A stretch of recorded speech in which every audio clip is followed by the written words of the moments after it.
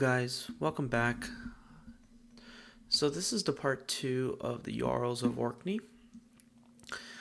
If you remember from the first video, we're covering the paternal line of Ivar Haftinsson, the petty king of Uppland, who would later go down and create many important dynasties and families. One, of course, being the Norman dynasty of Rollo, Duke of Normandy, intermixing with the Fairhair dynasty of Harald Fairhair, King of Norway. And of course, what this video is about, the Jarls of Orkney, going down through what we've covered so far.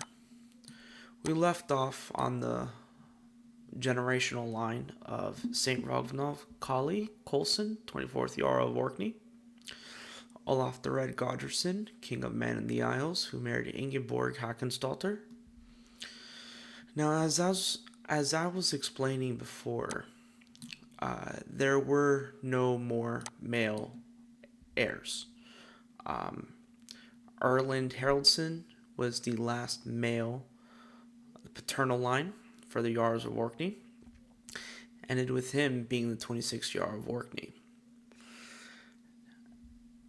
This is where it becomes the maternal line. This is where it goes through the maternal line and going through other families' paternal lines get involved.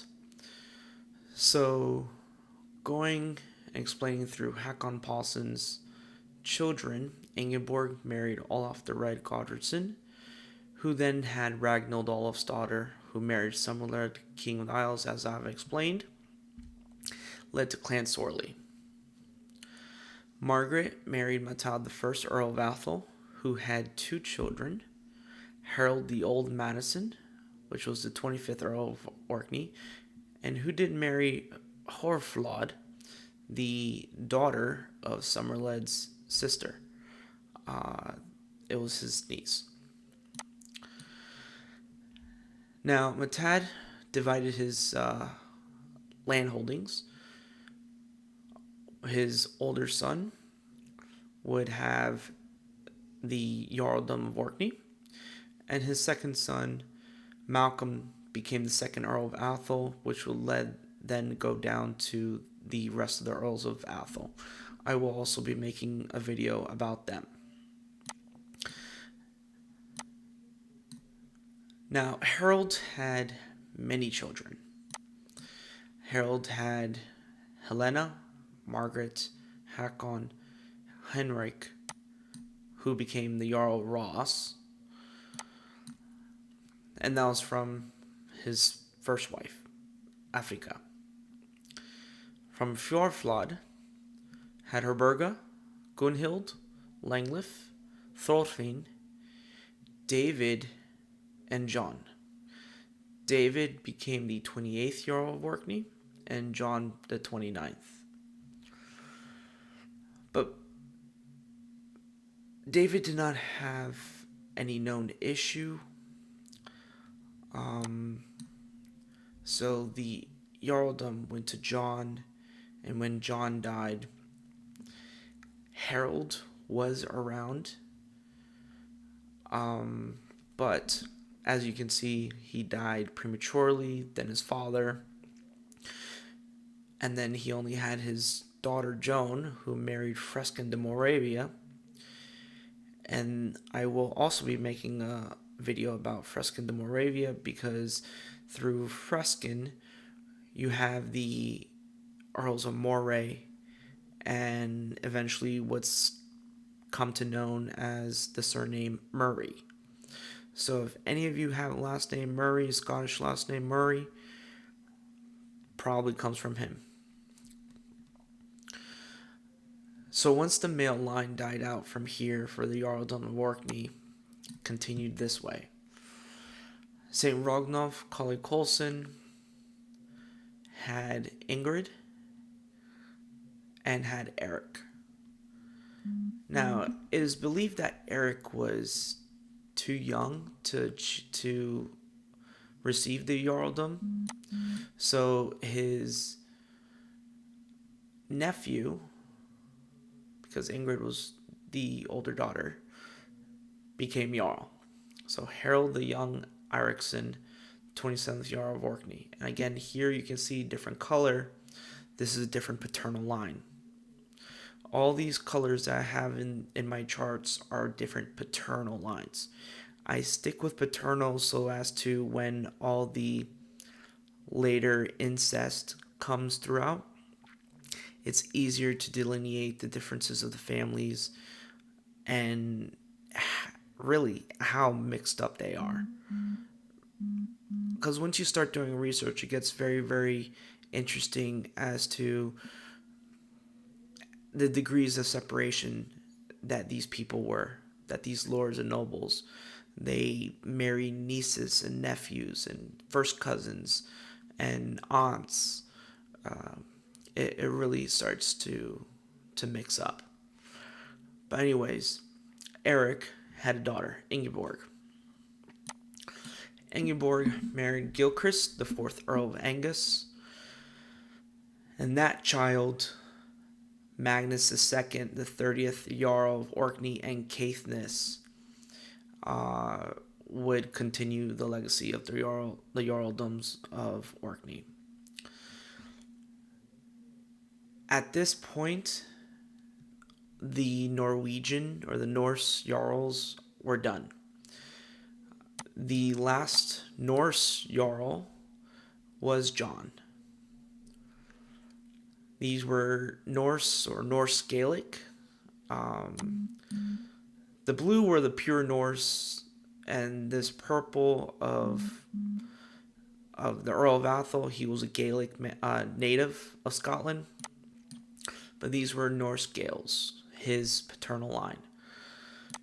After that, these Jarls were pure Gaelic, so to speak. So Gilchrist also married Marjorie Dunkeld of Huntington, and she was a descendant of the King of Scotland, or Kings of Scotland, I should say. She was part of the Dunkeld family dynasty. From there come the Earls of Angus, and I put their two children, and I will continue their lines in another video as well. Duncan, the 5th Earl of Angus, and his sister Beatrix, who married Walter Stewart, the 3rd High Steward of Scotland, and would continue the Stewart dynasty to eventually to marry into the Bruce family, which I have a video of that out as well, and into the Kingdom of Scotland eventually. But from this marriage, as I said, Magnus, who then had Gilbert, the 31st Jarl of Orkney and Caithness, but then he had a daughter, Matilda, who married Maleys II, the 5th Earl of Strathern. He did have a son, Magnus III, Gilbertson, 32nd Jarl of Orkney and Caithness. From here, he had some more children. Magnus Magnusson, Gilbert Magnusson, Matilda, and John II Magnusson. Now, Magnus Magnusson did take up the Jarldom of Orkney and Caithness. He died quite recent after his father. He had a good 12 years. And then it was left to John II. John II would marry Princess Christina, Magnus' daughter of Norway. She was of the royal Norwegian family. And together they had Magnus Johnson, 35th Jarl of Orkney and Caithness. Matilda married into the Sinclairs. So, Sir William St. Clair, 6th Lord of Roslin. And from there you have Alice de Fenton, who married Sir Henry St. Clair, 7th Lord of Roslin. You have his brother Gregory St. Clair of Longormachus. William Sinclair was the Bishop of Dunkeld, and Annabel Sinclair. Now, I only added this line because they do come back. As I was explaining, the lines connect. So if we go back to this line, Molaise and the Earls of Strathern, you have his son Molaise III, 6th Earl of Strathern, who marries Agnes Coleman. Agnes Coleman, if you guys understand and know about the Scottish Wars of Independence and the fight for the king to become king, the Coleman family was one of those prominent families along with the Bruce families. Agnes Coleman was the daughter of Alexander Coleman, 2nd Earl of Buchan, and together they had Molaise IV, Gilbert, Robert, and Matilda. Now, Molaise IV, the 7th Earl of Strathern, would take over as Earl, and it would not fall until Molaise V of 8th Earl of Strathern that he became Jarl. For a time after the death of Magnus Johnson, because Magnus had no heir and his uncles were dead, there's no paternal line to follow and give the Jarldom to. And at this time, the Jarldoms of Orkney, the Shetland Islands, the Nordreyer, as they were known, was no longer under Norwegian control. It had been forfeited to Scotland for dowry payment. And so the King of Scotland, Alexander III, controlled the lands. Now, he was dealing with some issues with other nobles, so it took some time from after his death to return the lands to another member of the family. And as I said, they all have the same ancestor, Gilbert Magnusson, the 31st Jarl of Orkney and Caithness. They split with the son and the daughter here. But as you can see, they would eventually come back and marry back together to Isabella of Strathern and William Sinclair. But I digress. I'm getting too ahead of myself. So let's go back to here. Magnus Johnson, he would die in 1329. So from 1329 to, I don't quite remember the date of when he became Jarl, because I only have birth dates and death dates. I do not have reign dates. But it was a good decade until he acquired the Jarldom. Now, his sister, Mary of Strathern, married John de Moray, Lord of Drumsgard. Now, if Moray looks familiar, as I said earlier in this video, Moray is a descendant of Freskin de Moravia. Now, the Moray family is a very, very confusing one, so I did not make a connection here on this poster and in this video that leads from Freskin down to John. But they are related. And if you guys want me to make a video on the Morays, Moravians, I will, to explain that connection, because they do connect to a lot of other nobles as well, especially in the earldom of Ross and Caithness, and in the north of Scotland. So, back to Molaise V, the 8th Earl of Strathern and Caithness. He had all daughters, and that was an issue. You have Agnes of Strathern, Matilda of Strathern, and Isabella of Strathern.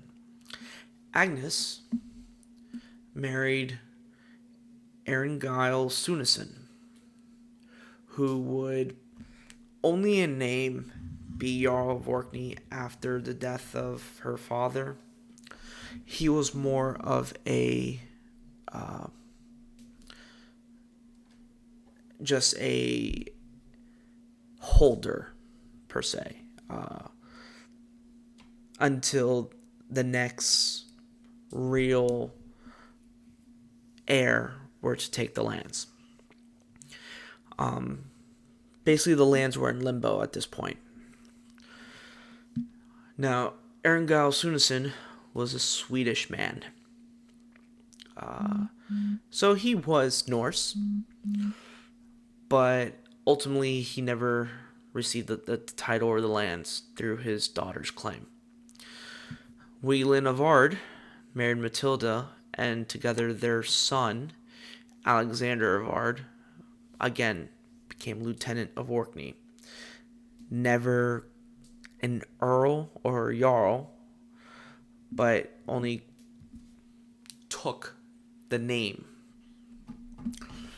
Now, while this is happening, Isabella of Strathern married William Sinclair, the 8th Baron of Roslin. Now, because William Sinclair had some influence in the royal court, and because Isabella of Strathern had a claim to the title of the Jarldom of Caithness and Orkney through her father, he was able to take the lands. And as I said, his great-grandfather's father was also a Jarl of Orkney. And thus they married, and then the Sinclair line of Earls of Orkney, because at this point it became Scottish. So we were done with the Gaelics, and now we have the Scottish. And it was Henry I Sinclair, Earl of Orkney and Lord of Roslin, who was the first of the Sinclair Earls to take those lands. I am going to make another video with just the paternal lines of Sinclairs, but I have come to the end of this poster, and I thought that this was a fitting end, starting another paternal line for the Jarldom of Orkney.